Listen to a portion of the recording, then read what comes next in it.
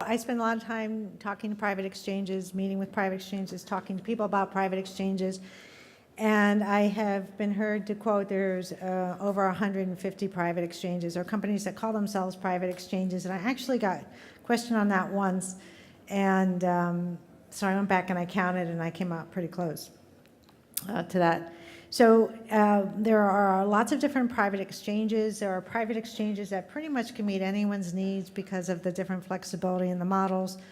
We at PwC tend to categorize them into one of four categories, but they're all a little different and all a little unique. So that's what we're going to talk a little bit about today.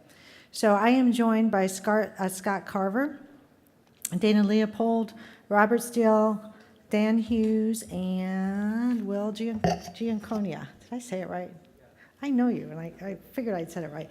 And they are all going to talk spend a little bit of time talking about their backgrounds and their companies and their solution/value proposition. And why don't we start with Dana, since you're the closest to me. Okay. Well, my name is Dana Leopold. I'm a Director of Emerging Markets at ConnectSure. I've been at ConnectSure in consulting for the last 15 years.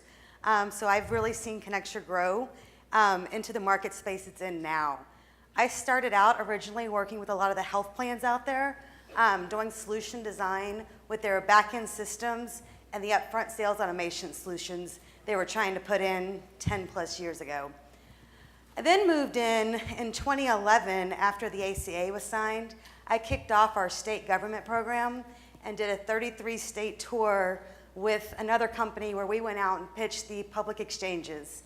I worked on some of the implementations for the public exchanges, and then in 2013, I moved into my current role where I started our design of our current on-ramp. On-ramp is our solution for the brokers. It is a full encompassing private exchange. It empowers brokers, benefit consultants, and anyone else. It started out by taking a lot of our categories we already had done, including the individual market, the Medicare market, and the group market, and combined them all into the one marketplace umbrella.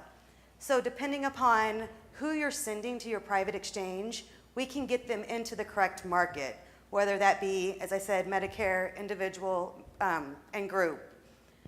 About 4 months ago, we opened up our ancillary store, and that is offering additional products. If a broker is not licensed to sell or doesn't have access to certain products, we can supply those products on top of it. We did layer on top of that our decision support tools. This is where, over the last 10 years, working with health plans, these have really grown. And what they today do is we use the drug compare, which is what powers Part D today at Medicare.gov, where you can actually look up and see the cost of your drugs. We do a physician lookup, and the physician lookup needs to be utilized in one of two ways. Number one, you will hear every consumer and every survey out there say that keeping their doctor is the most important thing. But we also know that depending upon their age and their circumstances, they need to understand those trade-offs.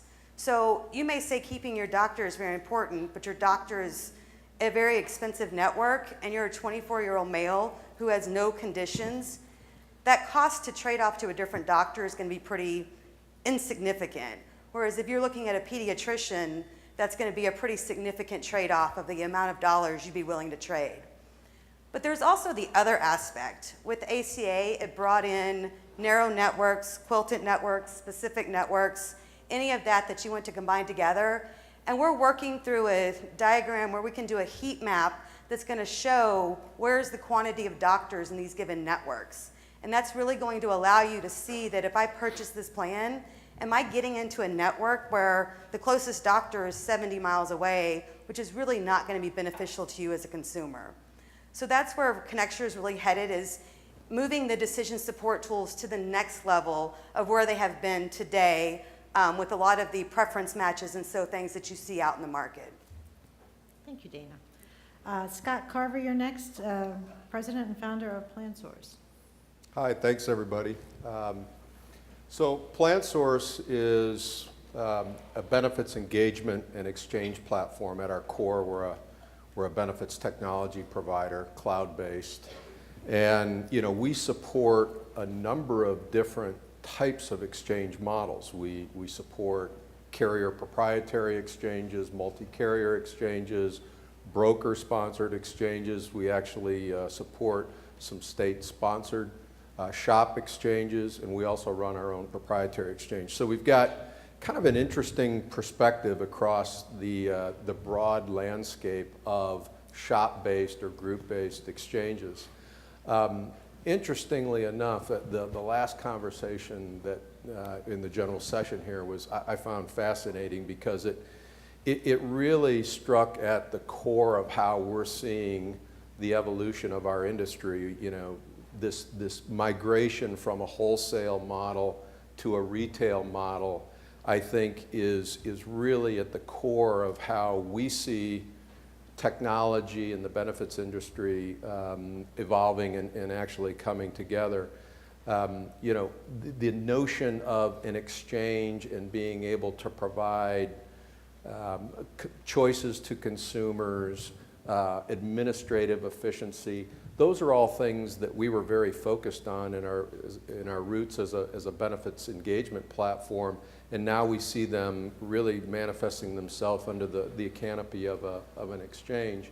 And quite frankly, it was kind of right down the middle for us because it really involved many of the things that we've been doing for many, many years. It was just taking it to another level. So when I hear about some of the things that you guys are doing at Connectures and some of my colleagues are doing around creating a more personalized shopping experience, you know, getting away from the notion of benefits enrollment, you know, that spans traditional benefits administration as well as exchange models.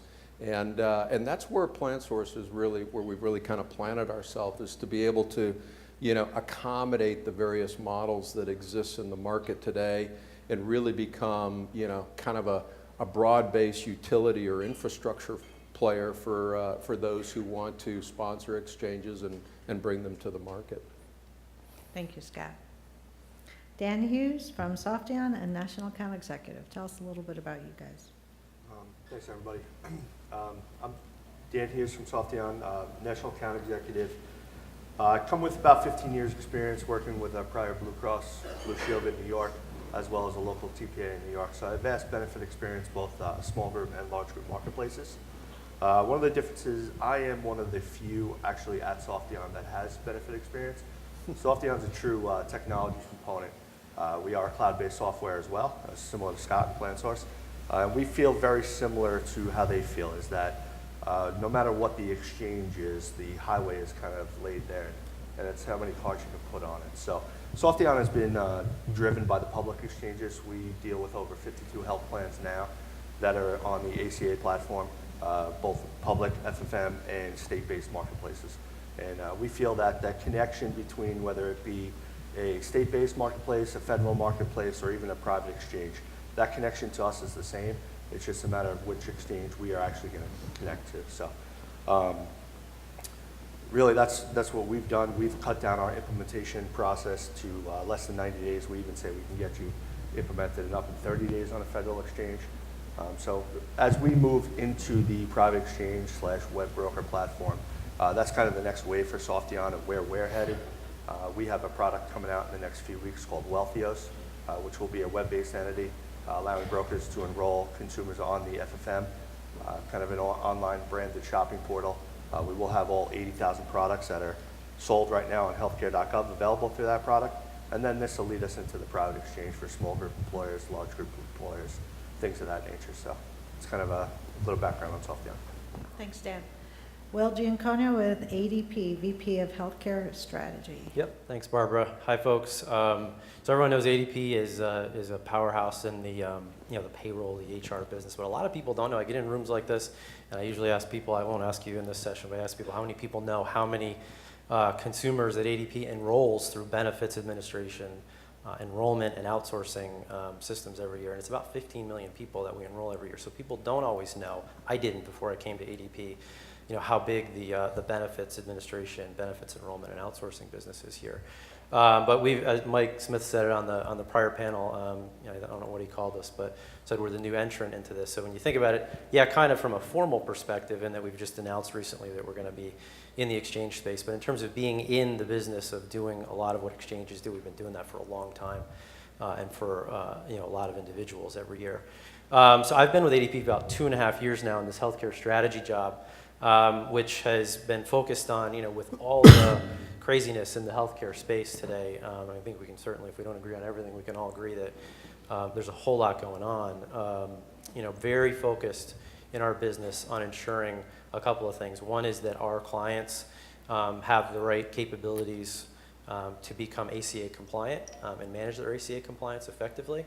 And so when we think healthcare from our clients' perspectives, that was the first thing. So my job being healthcare strategist was to figure out how we play in that space and how we help our clients with all that. And what it really came down to at the end was that a lot of our clients buy multiple products from us. So they like the idea of integration, they like the idea of one-stop shop, and they like the idea of how that simplifies, particularly in a post-ACA era, the movement of all that HR and payroll data into an ACA management and reporting system, and ultimately over to the benefits or the exchange platform to facilitate the enrollment and whatever the appropriate coverages are. So as we got the compliance capability up, again in the context of that broader set of HR systems and services, the next natural progression for us from a private exchange or from a healthcare strategy was private exchanges, given all the energy there. When I think about the healthcare space, if you have ACA being one of the mega movements, the other mega movement very related is consumerism, and this is of course a big part of that.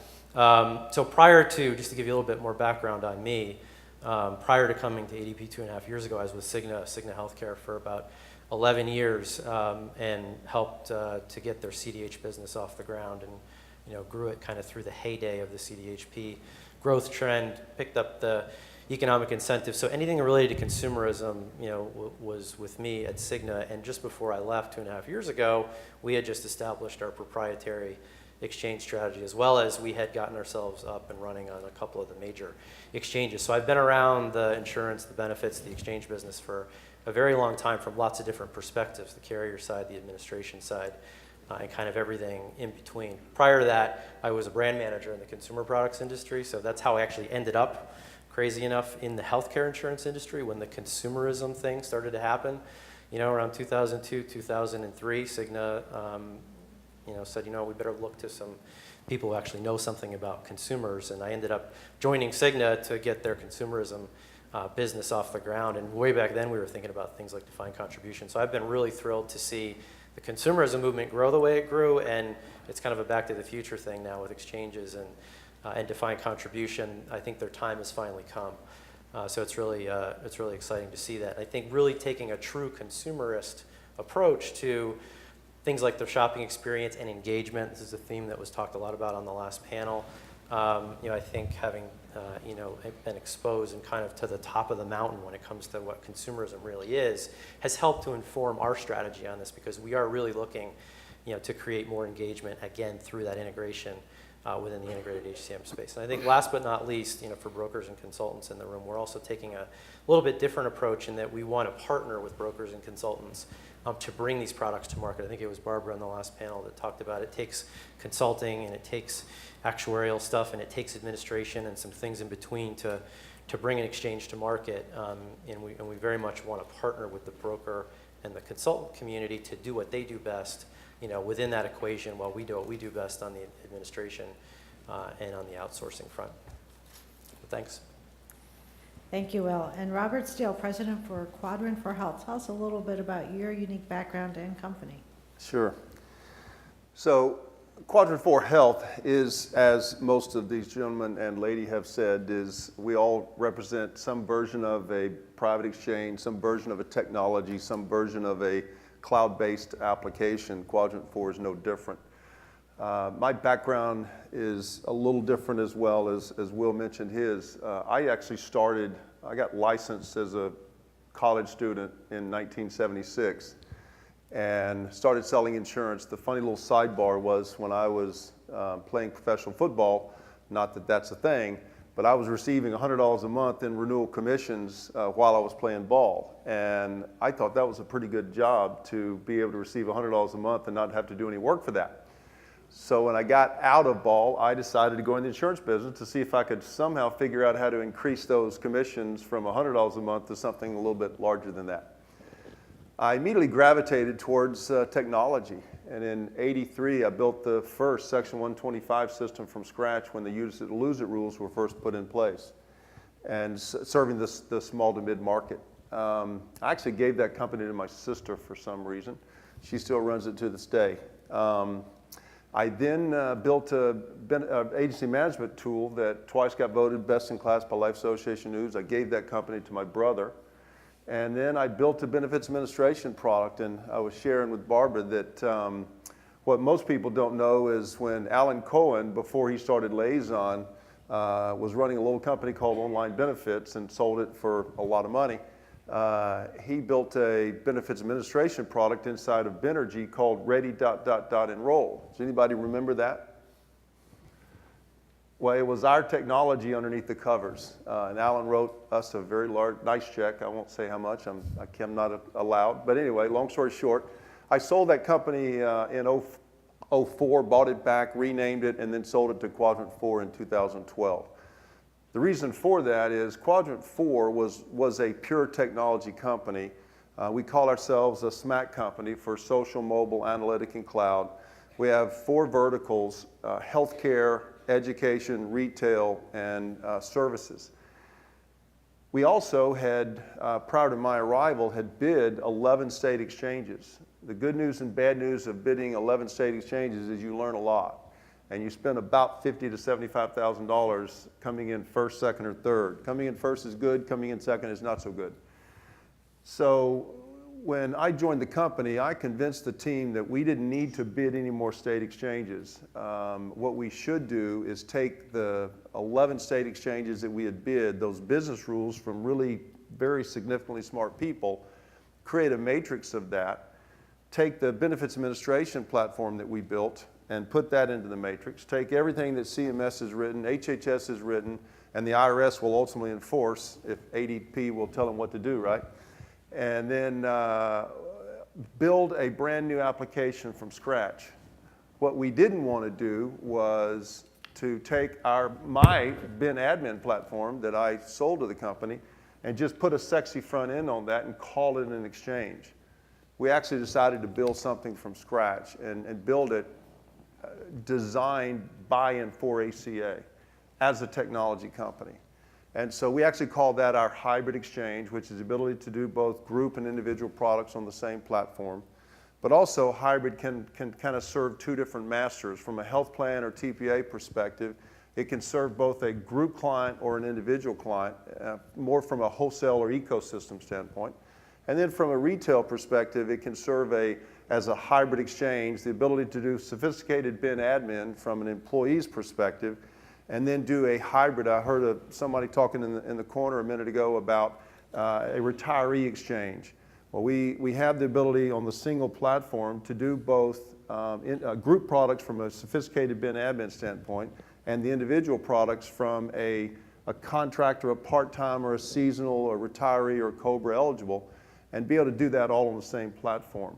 And do that also when you're looking at payroll deduction for the group side, but also individual direct pay for ACH, PayPal, whatever, but also be able to do that in a hybrid where you could actually do payroll deduction and direct pay on the same product to the same type of employee.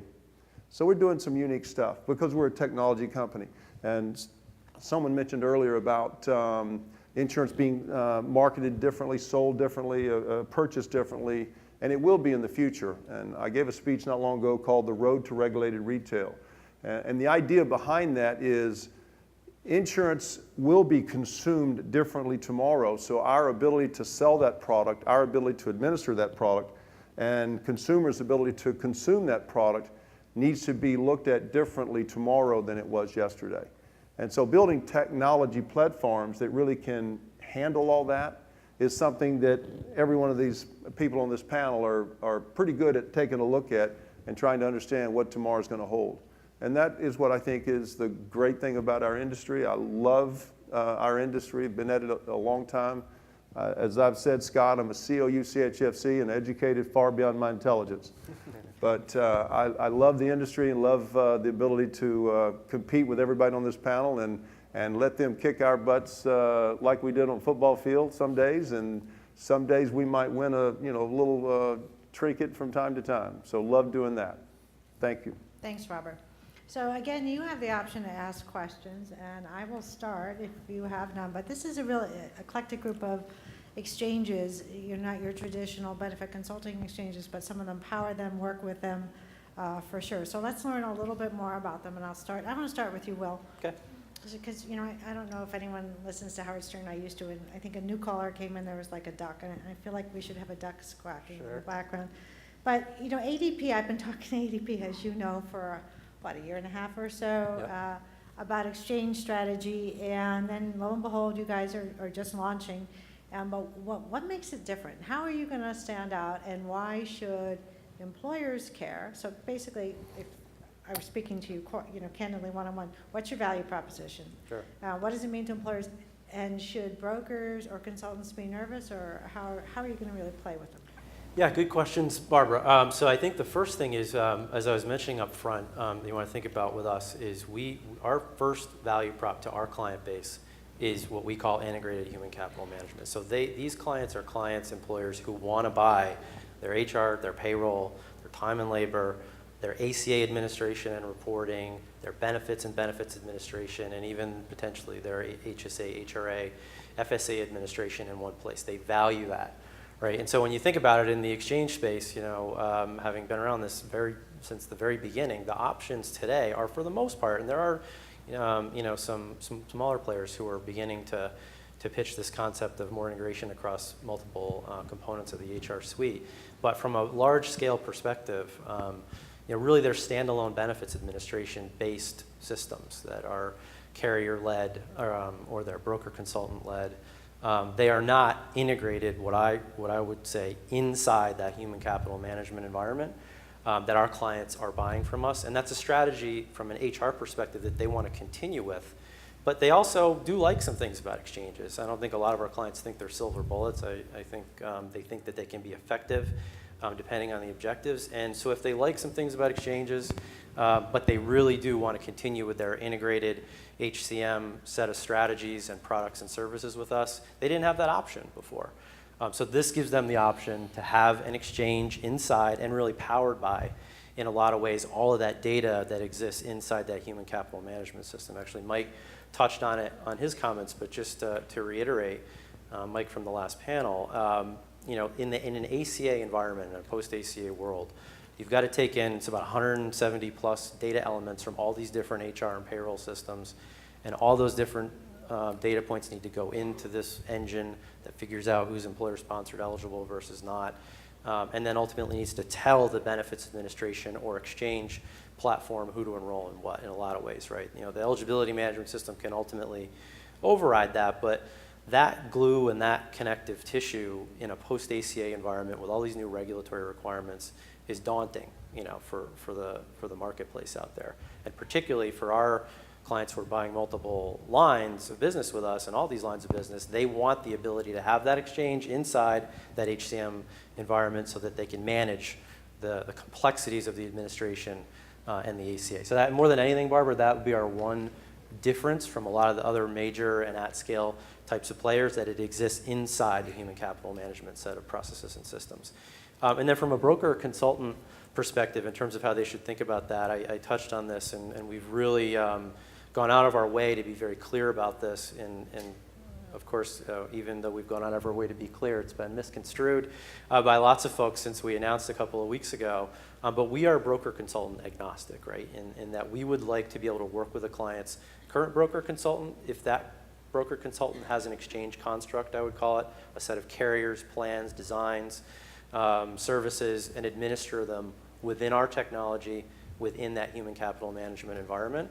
And we'll have formal partnerships to do that, and we're interested in talking to any brokers and consultants in the space who have an exchange construct that they'd like to activate inside this integrated human capital management kind of an environment versus on a standalone basis. And again, having come from outside ADP on the carrier side and having worked with lots of these different exchanges, and even on the carrier side with our own proprietary exchange, those embedded integrated benefits administration products and services are tough to unplug, for a lot of reasons. The employer doesn't want to unplug them, and they're just difficult and expensive and costly administratively to implement and ultimately service over the long haul. So this, this would give that broker, that consultant, the ability to use that distribution base to, affect whatever private exchange construct that they want to affect in the market.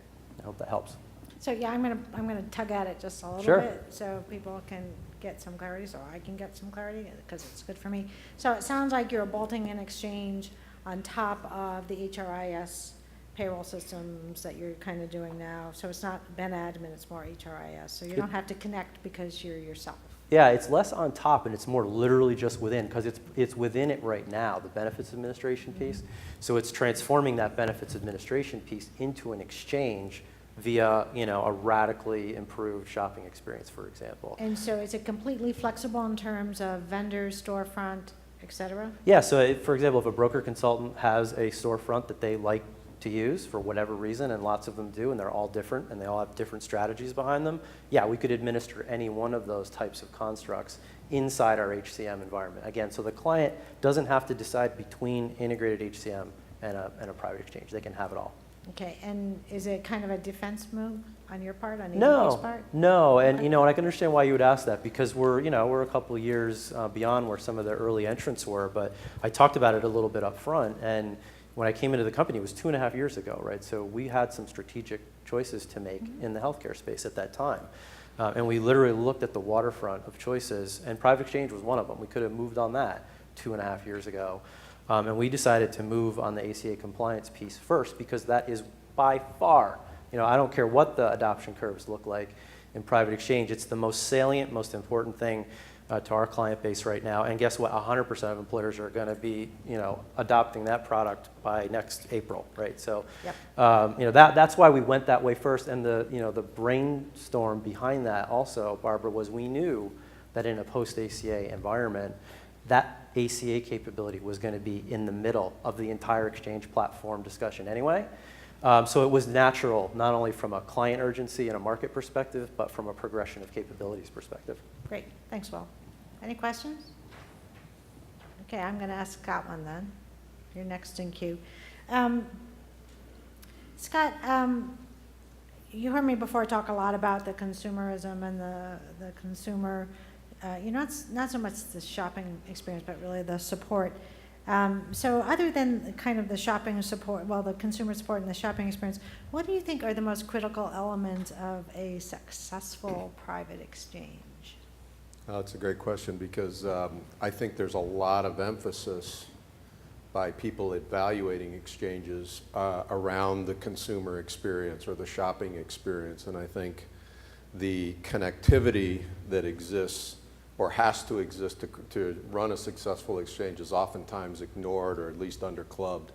And if you think about an exchange, it's really an ecosystem comprised of a lot of different stakeholders, disparate systems, disparate capabilities, disparate core competencies, and creating that seamless connectivity that has to exist for all of the components that either sit on the store shelf or maybe might be some part of the underlying infrastructure is really, really complex. I mean, that's what our business does.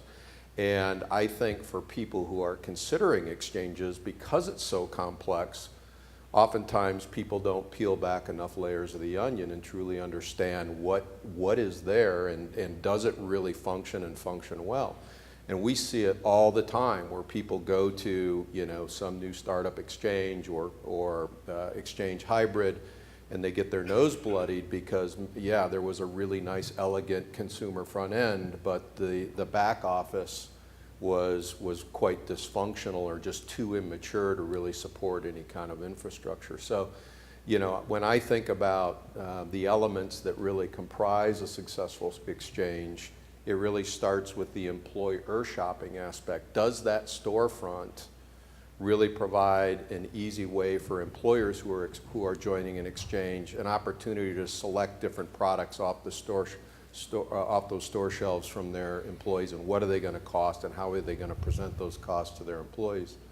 And then, of course, the employee shopping experience, which we've spent a lot of time on, needs to be seamless, intuitive, personalized, You know, when I think about the investments that we're making in our software, that's probably garnering the largest part of our investment is that shopping experience. But then from there, it's the ongoing administration of the plan. It's not much different than what employers have to deal with today.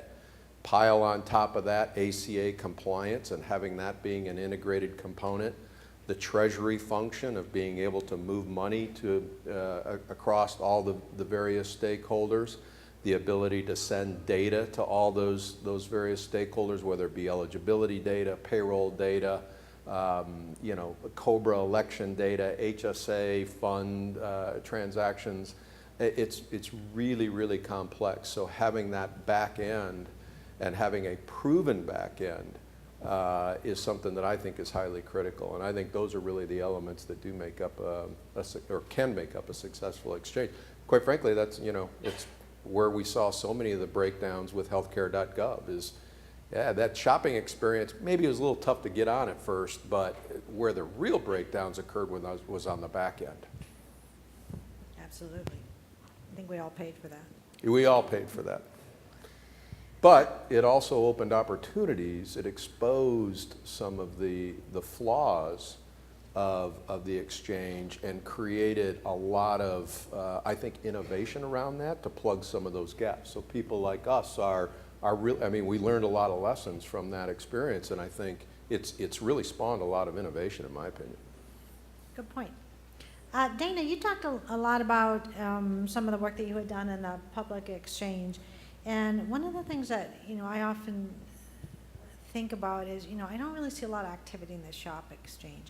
But I don't play a lot in the small market. But I worry about 2017 being here pretty quick and large employers going to the shop.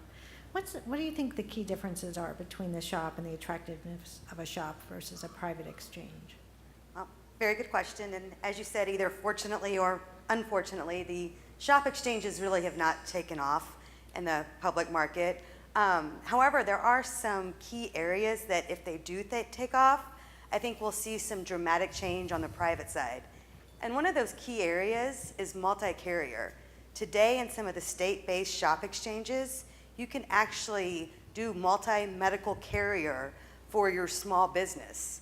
There is no health plan out there allowing that on the private side today. So if we start to see the shop exchanges take off, you're now going to see multi-carrier in a small realm, 100 employees and below, and that could start to grow up then to that 3,000 life even, because today typically you don't see multi-medical carrier till you hit about 3,000. So that's one of the significant changes that we could see. Now, personally, I think that we're going to see that change regardless if the shop exchanges take off. It's just going to take some time for the health plans to figure out the actual value behind that risk level they're going to have to take by opening that up to multi-carrier. Some of the other differences is a lot of people toss around the word defined contribution. There's a lot of different definitions of what that means. So when it first started, everyone just said, I'm going to give you X dollars, go buy a medical plan. But now that you're adding all of the ancillaries and supplementals on top of that, you start to put a different realm on what does that really mean. So if you just start giving X number of dollars and you have people buying inexpensive health plans, the rest of the money, what are they doing with it?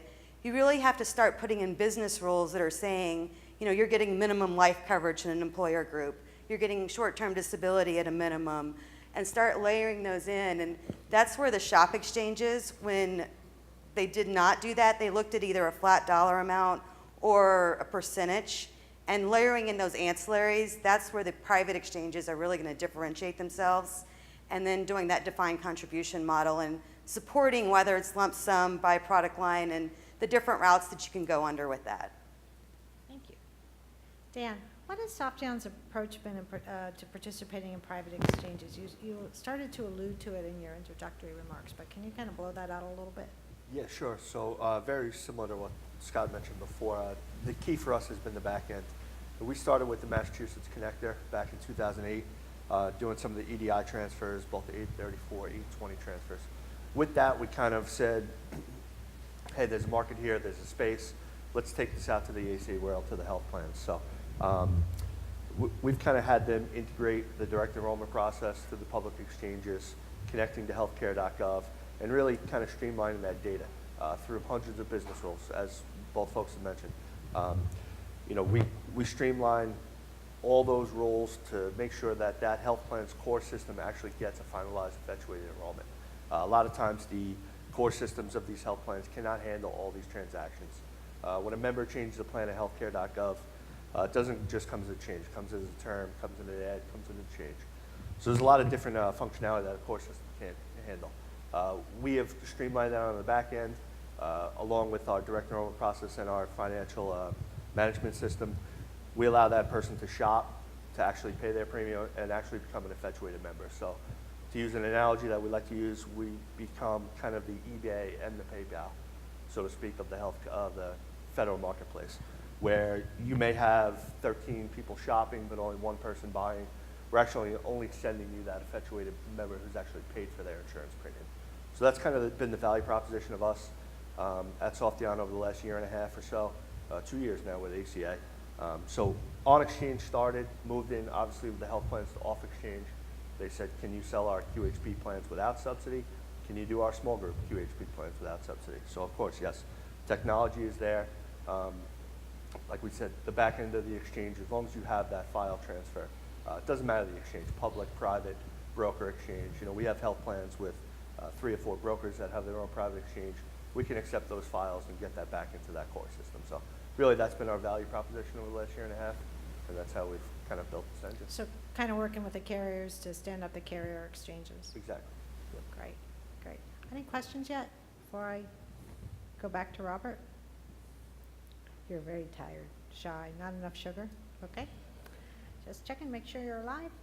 All right, Robert, you talked about your hybrid exchange and that you talked about kind of developing that, taking the best-in-class admin that you already had, plus all the requirements from, I believe, 11 state RFPs. If I didn't get that right, fix how I defined it, but who uses that? Who does it apply for? Who would buy a hybrid exchange? So it was interesting when we had the BIN admin platform that I had developed in 2000 and had evolved a couple of different times over the years, built our own proprietary EDI engine. Again, Scott, from that back office perspective, that's the critical element, is the blocking and truly the blocking and tackling that either works or doesn't work, and you either win or lose because of that. And so when we look at when we got done, we kind of looked at our marketplace and said, we can go one of a couple of different directions. We've had the mature BIN admin platform and the book of business and all that, and we decided to relook at that and say, okay, this ecosystem, as Scott mentioned, we've been building this. I mentioned about Quadrant 4 being a SMAC company. Our vertical companies, we also talked about that retail of insurance. And when I look at our media division for Quadrant 4, if you're familiar with Car and Driver Magazine, Motor Trend Magazine, Hot Rod Cars, we're actually the back engine for about 90 magazines that run all their digital content. Now, why is that important to this conversation? Well, when you think about purchasing insurance going forward, it's a little different kind of promotional aspect, and being able to manage a lot of content and present that content in a friendly fashion is very important. And so those 90 publications that we manage, that digital content on a daily basis, is some of the things that we built into the platform that is unique. I mentioned an education unit. We have over 450 school districts around the country that use our platform from an educational content perspective. That's very important, because I believe consumers as consumers need to be educated, and we call our platform from an engagement standpoint reach and teach, and I'll get into that in a little bit later, but the idea of educating that consumer and engaging that consumer and enabling that consumer to really consume all that content and make smart decisions, and make those decisions so that they are beneficial to them and their families, is going to be important moving forward. And so we actually only do focus on health plans, TPAs, and very large marketing organizations for our platform environment. And that really is why we chose to go in the direction we did. So dig down a little bit on reach and teach. Okay? So when I was a broker back in the day, and I used to sit across the kitchen table, nobody does that anymore, and I tried to focus on the worksite marketplace, and those of us who have been around the industry kind of remember the dawning of the day when the internet was created by Al Gore, I think it was, if I'm not mistaken. The idea was, gosh, this is going to be great. I'm going to sit in my pajamas and make money while all of my consumers go out and buy insurance. How often did that happen for each of you in this room? That a consumer went out while you're sleeping and you made money while you were sleeping? It didn't happen very often. Because why? In most cases, insurance has to be purchased. It is not just consumed. Because while we may say insurance is an easy product to put on a marketplace, consumers find themselves confused, frustrated, or mad. Does anybody have very many happy campers in the world today when it comes to insurance, benefits, financial services, and healthcare? Most people find themselves confused, frustrated, or mad. They're confused about all the choices. They're frustrated because they don't know what to do next. Or they're mad because somebody sold them something that didn't turn out to be as pretty as that paper was printed on. So we created this concept called Reach and Teach. And it does actually, with our SMAC components, SMAC being social, mobile, analytic, and cloud, our ability to actually help a consumer reach someone kind of where they live and breathe, on the device they know and trust, with the information they need at the time they need it, which could be open enrollment, change of family status, life event, health event, other event, and get educated. And you're going to keep hearing me talk about healthcare, education, media, and our services units that are all together, wrapped in this platform. And so it is that ability to reach and teach a consumer kind of where they live and breathe on that device and consume that information and apply that information in a very practical way. That's what Reach and Teach is. Thank you. Dan, are you starting to see industry best practices being used in the market? We are. Actually, we've recently joined what we call the Private Exchange Coalition. Connecture is part of that as well. Part of those outreach efforts are to make sure the data standards are the same, interoperability is all streamlined, make sure that everybody is doing the right thing. I don't remember the number. I think somebody said before 150, 170 private exchanges out there. Not everybody does it right. So part of this coalition is to kind of make everybody aware of the private exchange industry. There's a heavy focus on the Hill. Our CEO, as well as a couple other founding members, have been there, have spoken in front of congressmen, have spoken in front of other Republicans, Democrats, and said, listen, that privatization is there. We are doing things correctly, and there is a future to it. You start to see some state exchanges collapsing, people transitioning back to the federal government.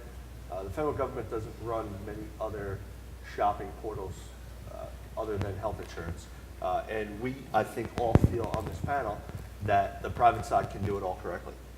So that's some of the avenues that we've ventured into to make sure that we on this panel are doing things the same, doing things properly, ultimately reaching the consumers, helping them gain shopping experience, enroll in the right plan, give them tools that they need to make sure that everybody's kind of on the same path to this wholesale to consumer transformation.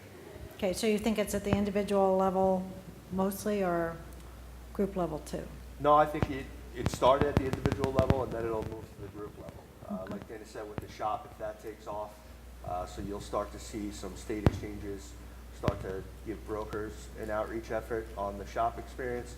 That will lead to more insurers allow multi-carrier exchanges. So I think you'll start to see the transition from original starting point in ACA to maybe 2017, 2018, where the small group and even large group private exchanges take off. And what do you see as the biggest challenges for the brokers, and how can you kind of engage them or enhance their engagement in the process. So some of the things we're doing, obviously brokers will stay relevant, try to stay relevant. We found that where an exchange or healthcare.gov might have threatened the broker originally and maybe eliminated them from the process, we find that consumers actually need the brokers more, like Robert said. They don't know the plan they're choosing. They don't know deductibles, out-of-pocket maximum, so they actually need the brokers there. So some of the things that we're doing on our Wealthios platform, which is going to be our web-based entity private exchange, is that we are going to kind of highlight some brokers in that area. So a member comes on the portal, if they're just randomly shopping on our platform, they'll have 3 or 4 brokers that pop up. So if you have a question, you can call Andy Smith in your area, or you can call whoever that broker is. So we're going to actually bring membership to brokers with our platform, and that's kind of our goal, is to say, hey, these brokers are important. You out there are going to remain relevant. You're going to be needed, and we're going to try and bring you every avenue possible to increase your membership as well as ours. Thanks, Dan. And I can add to that very briefly. One of the things that the first year when the public exchanges came out, there really were not a whole lot of broker tools on the public exchanges, either for shop or for the individual. You saw that change dramatically in the second year, and that's why even the government's kind of changing their tune, and brokers are very much prevalent and going to stay in the business, and the private side is taking some of that business with the WBE potential changes that are coming out. And that's why I think brokers will always stay around, because even the government's starting to realize that who has heard the term navigator in the terms the government posed it in 2013 in the last 2 years? So. Dana, a little bit of a follow-up on that. Do you think that employers, or do you see employers kind of dropping people to the individual exchange? Very good question. I can speak to it more from the small employer side. When you're under 50 employees, they're not penalized under the ACA if they want to drop the employees. At that point, it really becomes a decision of where are they in their market and what's their strategic benefit if they want to continue to offer those benefits to their employees.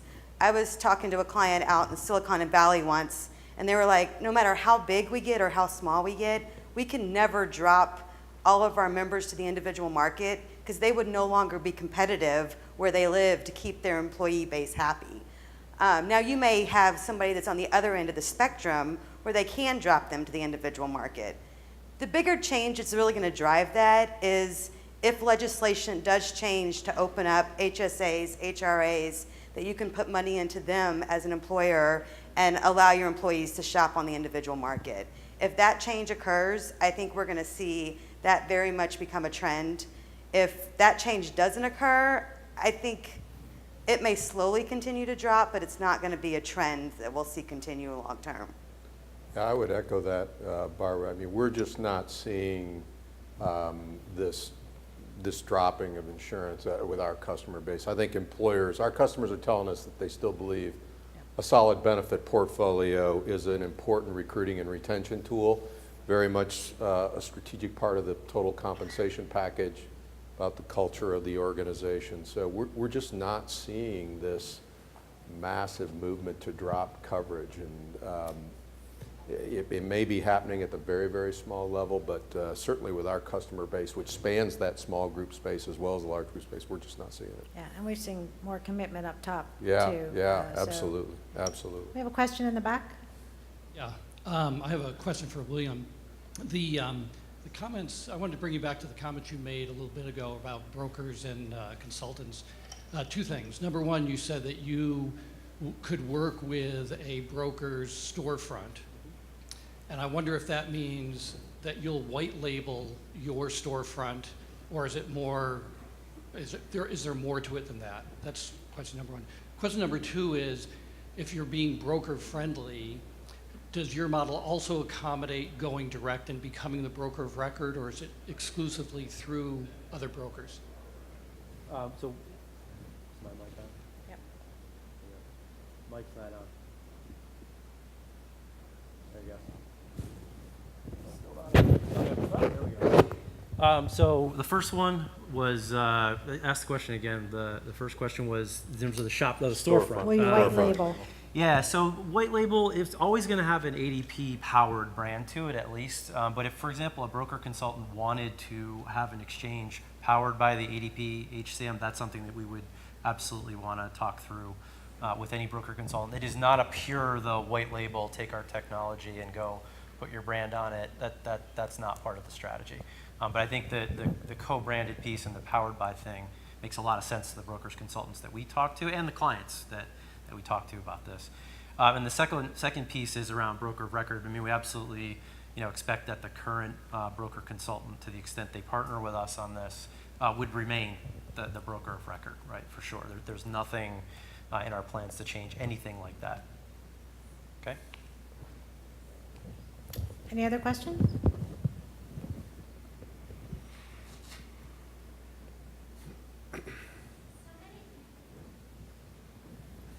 Many of you have talked about working with brokers and enabling them. So what type of are you requiring investment of brokers in order for them to participate and use your technology? Want me to take that? I'll start. You can all have that.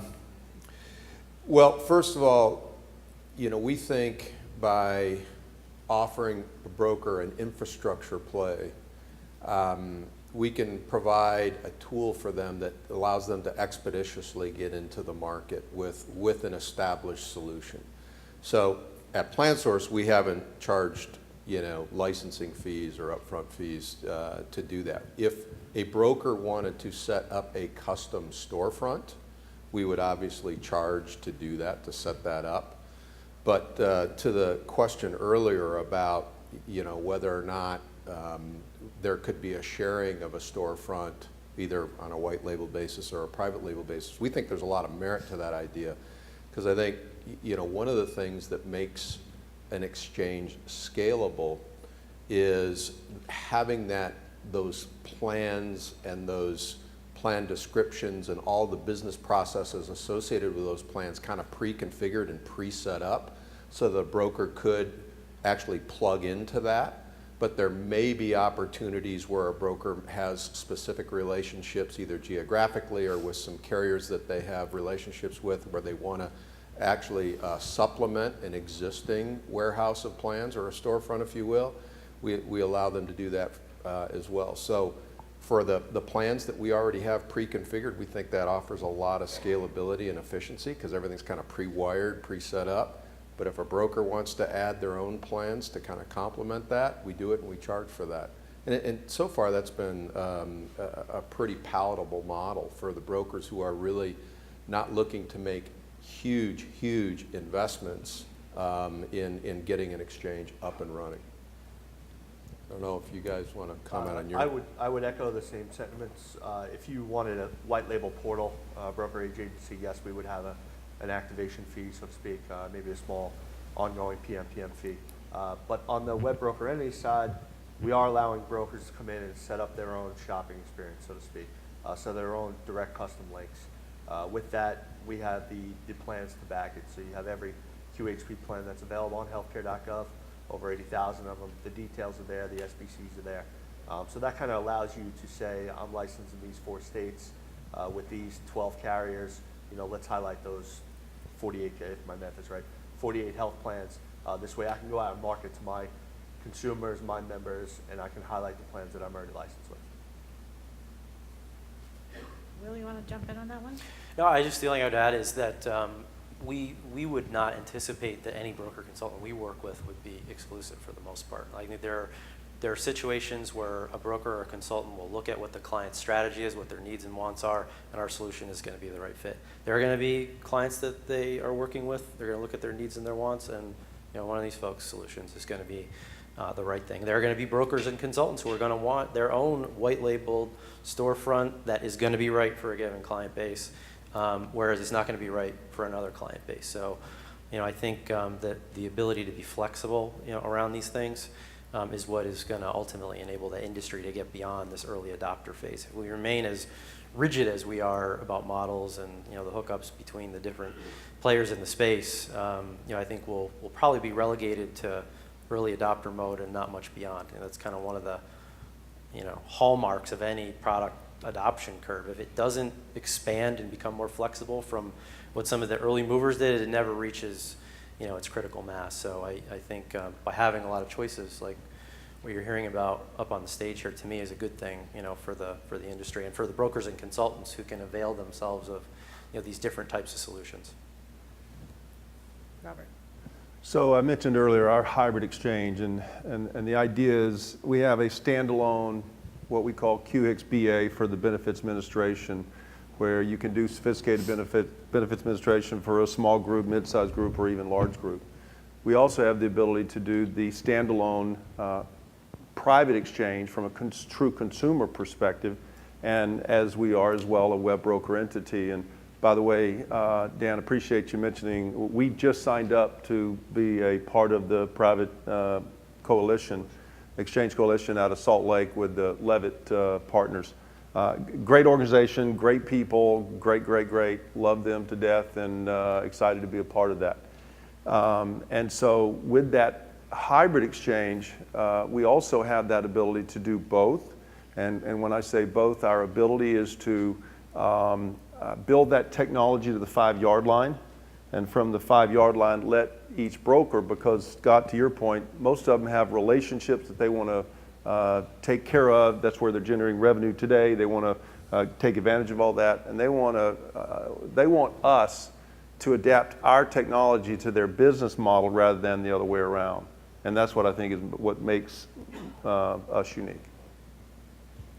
And I would agree with all the sentiments placed forward here. At Connecture, we did design the system to be able to move your entire book of business. Now, remember, more focused in the smaller markets.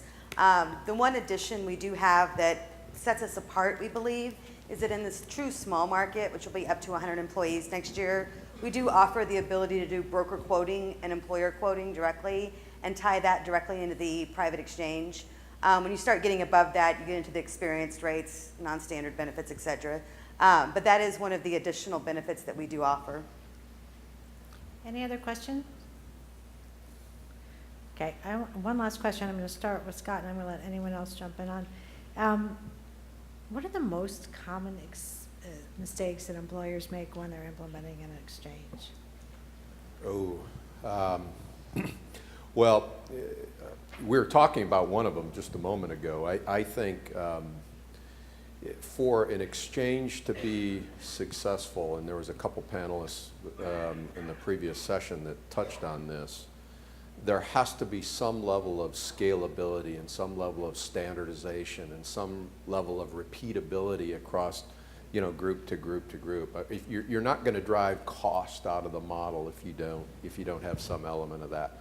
And so the mistake that I see many, particularly exchange sponsors making, is they still try to customize the benefit portfolio at the employer level rather than truly creating the storefront. It becomes, a very traditional exercise of insurance procurement on a group-by-group basis, and you just start to apply some sophisticated technology around it and call an exchange. So, the thing that I think this industry still needs to get over is this need to truly customize benefits at that individual employer level, because I don't think we're going to be able to drive cost or efficiency or scalability and truly leverage the model that is so appealing with a private exchange. So that's the mistake that I see most sponsors make, is still trying to do too much customization, particularly for those employers who are a little bit smaller, that under 1,000 mark. Anyone want to add on that? I think they just underestimate the cost, the complexity, and they overestimate the benefits. To me, frankly, I think a lot of clients get pulled into it because they should be looking at exchanges, right? Because of all the energy in the market around it, and then they get to the point of doing it and implementing it and seeing the results, and they end up overwhelmed by what it takes to get it done and underwhelmed by the results. For me, so coming into this with a real clear-eyed view of the pros and the cons of an exchange, and there are puts and takes on both sides, and really making sure that it's a fit with your strategy, and that you got a good advisor that gives you the right advice on how much time it's going to take, and what the drawbacks and the upsides are to the whole thing. To me, is the most important thing. And then I think once you get over that, then then it really will depend on what your strategy was, whether or not the exchange you selected, met your needs and accomplished what you wanted it to meet. Great. Well, thank you all, Robert, Will, Dan, Scott, and Dana, for spending time with us and sharing your insights. It's very helpful. And you guys now get a 15-minute break after you give them a round of applause.